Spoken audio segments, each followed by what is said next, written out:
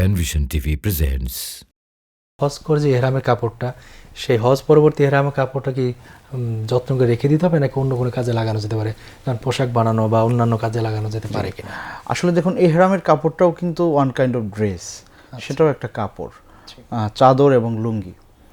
তো সেটা আপনি এহরাম, সাধারণত আমরা এহরামের যে কাপড়টা সেটা অন্য কাজে ব্যবহার করি না, কিন্তু আপনি চাইলে করতে পারেন, অথবা অন্য কাউকে গিফট করতে পারেন যে আমি ওমরা করেছি, আপনিও এই ড্রেস পরে ওমরা করতে পারেন, সেটাও করা যেতে পারে। অনেকে এটা সংরক্ষণ করে রাখেন কাফনের জন্য। এমনটা সাহাবাদের মধ্যে এ ধরনের কোনো আমল ছিল না যে ওনারা এহরামের কাপড় ওমরা সম্পন্ন করে এসে সংরক্ষণ করেছেন যে এটা দিয়ে তারা কাফন যেন তাদের হয়, এমনটা তাদের জীবদ্দশায় আমল আমরা পাই না।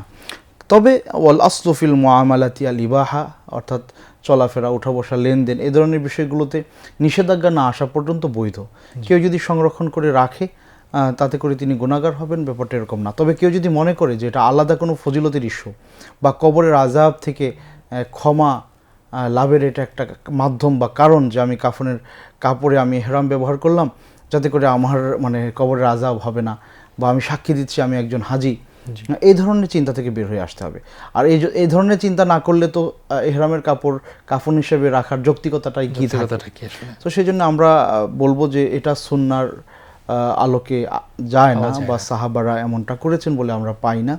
এই জন্য সেটা সংরক্ষণ আপনি করে রাখতে পারেন, অসুবিধা নাই, কিন্তু এই চিন্তা করে রাখা যাবে না যে এটা আমার কাফন হলে পরে আমার কবরের আযাব ক্ষমা হবে বা আমি আলাদা কিছু আল্লাহর কাছ থেকে পাবো, ব্যাপারটা এরকম না।